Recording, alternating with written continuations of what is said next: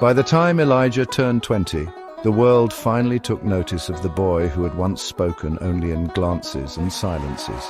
Graduating college with honors in literature and digital communication, his thesis, titled "The Language of Silence, Surviving the Wordless World," was shared across academic circles, then blogs, and eventually mainstream media. It was not just a study, it was a soul turned inside out. A renowned content writing agency, Lark Finch, reached out days after his graduation ceremony, where he had spoken publicly for the first time since age 5. The room had stood still, not because his voice was polished or dramatic, but because it trembled with truth. They hired him immediately. Elijah walked into Lark Finch on his first day wearing a black turtleneck and grey slacks, clutching a worn leather satchel and a tightly coiled knot of nerves in his stomach. The office was sleek, glass-walled meeting rooms, hanging plants near every corner window, and shelves lined with award-winning publications. It buzzed with creativity, or so it seemed. He was introduced during Monday's editorial briefing as our new rising star, Elijah Rowe, one of the youngest graduates from Emerson, and a fresh voice in narrative non-fiction. There was polite clapping, a few smiles.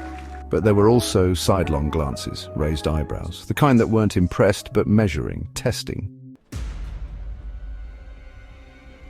At Lark Finch, Elijah flourished quickly. His pieces were raw, haunting yet redemptive, drawing from the echo chamber of his past. He became known for his ability to infuse life into subjects others found sterile. 10 years passed in a blur of deadlines, features, interviews, and storytelling. But the climb was not without thorns. From the first week at the agency, Elijah felt the weight of difference press against him. A colleague once remarked, "He's just a charity hire. They love a good sob story." Others echoed similar sentiments under the guise of jokes. His silence, once his armor, was now twisted into a weapon others used against him. He'd often find himself excluded from brainstorming sessions or credited as the editor for articles he wrote entirely. In the beginning, Elijah was mostly given low-stakes assignments. Listicles, blog rewrites, caption work. He did it all with care. Words to him had never been just tools, they were bridges between fractured selves.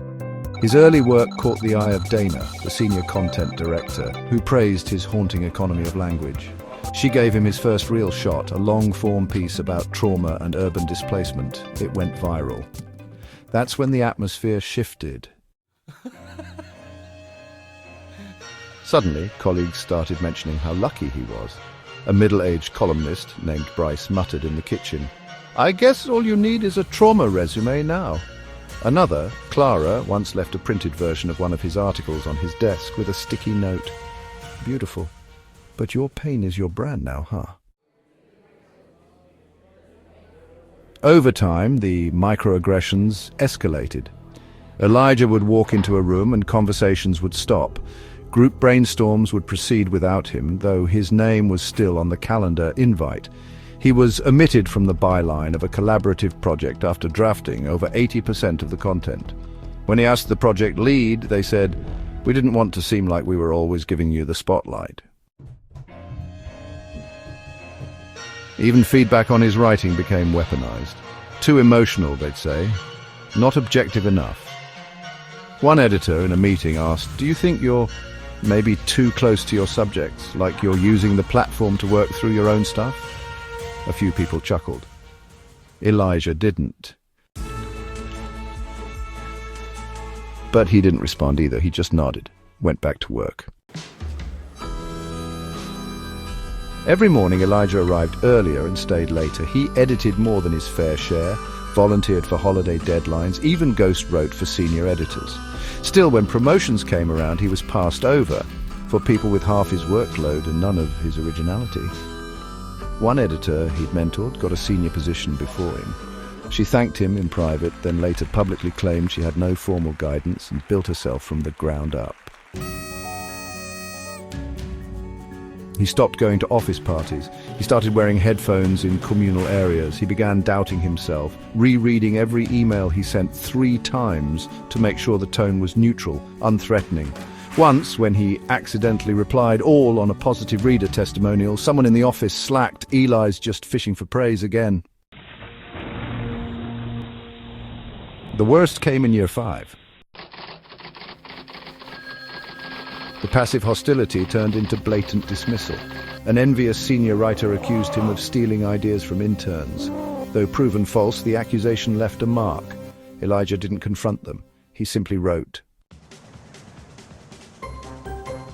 A junior intern, Julian, came to Elijah with an idea about intergenerational healing through journaling. Elijah helped him shape it into a proper pitch, even rewrote the opening paragraph when Julian couldn't find the right tone. It was a moving story. The piece went live under Julian's byline with a note that it was developed under Elijah's editorial mentorship. A week later, Elijah received an email from HR. An anonymous complaint had been filed, accusing him of taking credit for interns' ideas. Another claimed he was intimidating in editorial meetings because of his passive-aggressive silence. He was shocked. The same silence he had fought his whole life to make peace with was now being weaponized again. The HR investigation quietly cleared him. There was no evidence, and Julian publicly vouched for him, but the damage had been done. The whispers grew louder. People watched him, avoided him. At lunch he sat alone, scrolling through old photos of the pines, the porch of Miss Trina's house, wondering if he'd ever feel safe in a room again. That was when the depression started creeping in. Not with thunder, but like a fog. He began to dread his morning commute. Words, his sanctuary, felt brittle in his hands. He wrote slower, hesitated more, self-edited to the point of creative paralysis. He stopped submitting personal essays altogether. There were days he walked into a meeting and heard someone whisper, "He's still here." But he was still there, and he didn't respond with anger or confrontation. Instead, he began pouring himself into anonymous stories, the ones under pseudonyms, for communities Lark and Finch barely noticed. Stories about shame, silence, survival. Those pieces reached further than any of his named ones. Breaking news. Eventually, he realized something fundamental. Lark and Finch had given him a platform, but not a home. They wanted his story, but not his presence. They liked the echo, but not the voice. It was at a book launch party hosted by the agency that Elijah met Naomi. She wasn't like the others. She didn't flinch at his quietness or try to decode him. She was a photographer, freelance, free-spirited, and deeply intuitive. They found a strange, effortless rhythm in one another. Their bond wasn't explosive, it was a quiet tide that built until neither could remember a time before. The first time he saw her, she was adjusting the aperture on an old analog camera, kneeling to photograph the broken tile mosaic beneath a rusting water fountain at the agency's rooftop book launch. She wasn't like the other guests, who wore curated smiles and carried glasses of Prosecco like accessories. Naomi's fingers were stained with ink. Her boots were scuffed.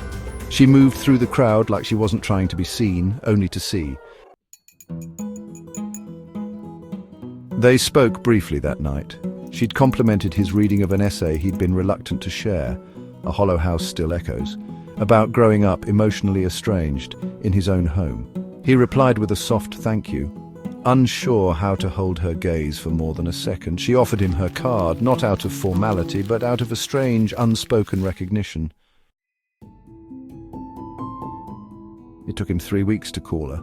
Their first date was in a used bookstore with creaky wooden floors and shelves too tight to squeeze through shoulder to shoulder.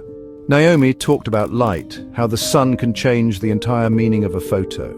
Elijah talked about language, how a misplaced comma can make grief sound like forgiveness. They didn't flirt, they exchanged stories, slowly, like peeling an apple with a dull knife, carefully, without waste.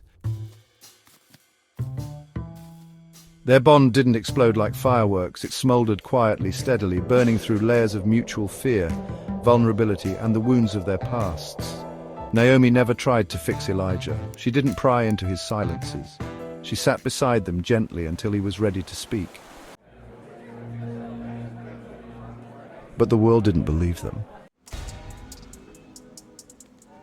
Some whispered Naomi was drawn to his sadness, that she saw him as a project. Others suggested she was chasing clout.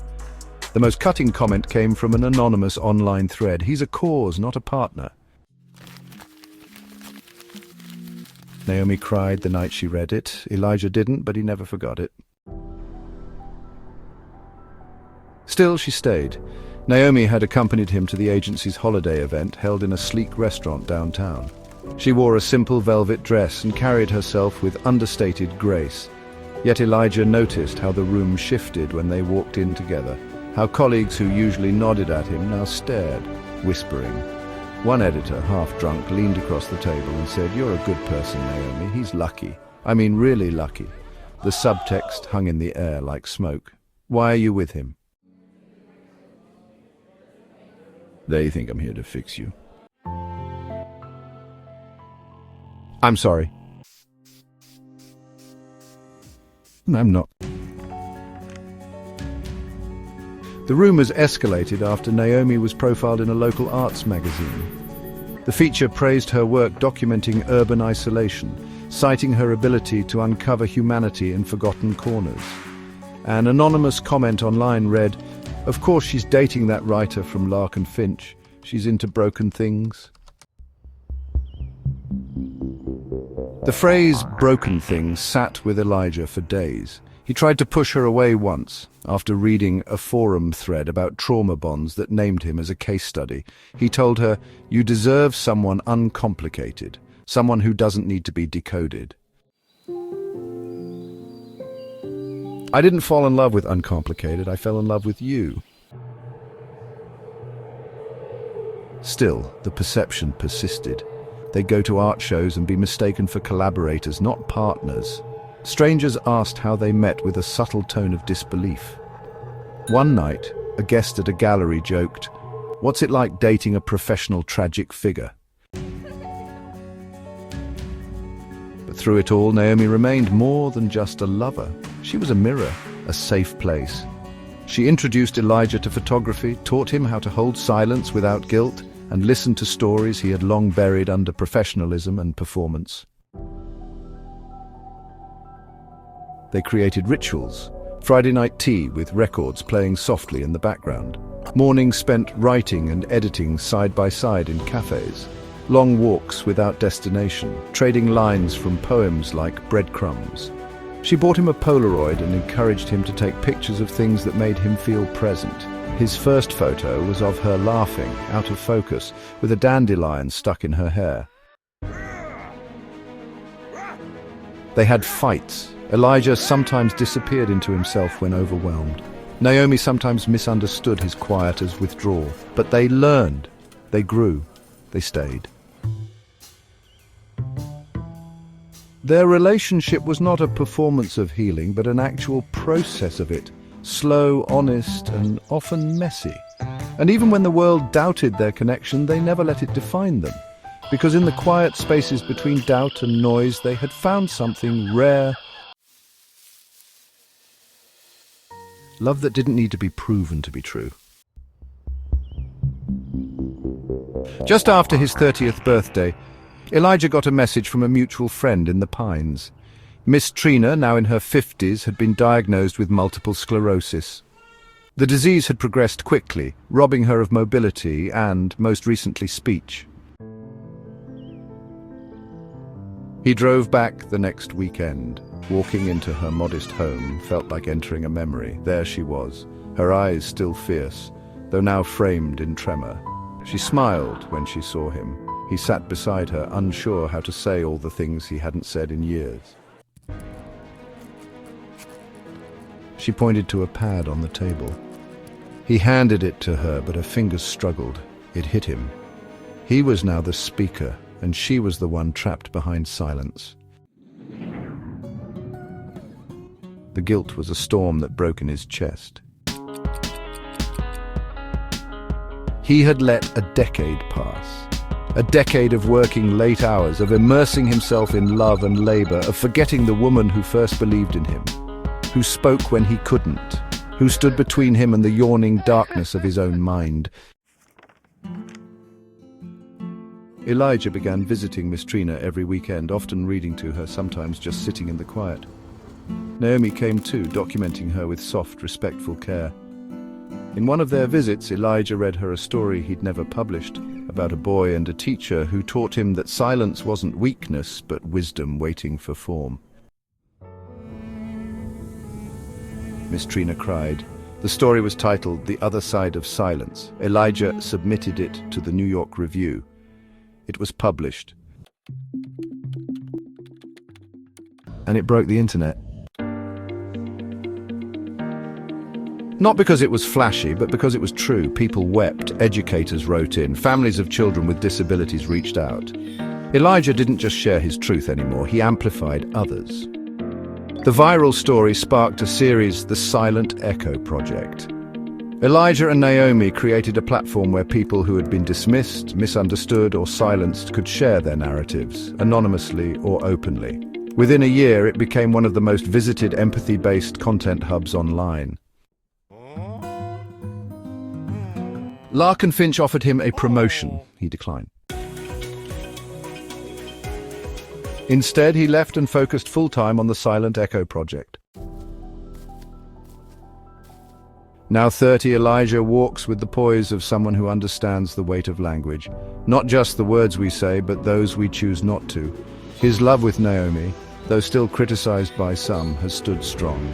Miss Trina, though unable to speak, continues to teach. This time, through presence, through resilience, through the echo of all she once gave to a boy who had nothing but his silence. And Elijah? He speaks not for applause now, but for those still learning to find their own voice in the rustling hush between the pines.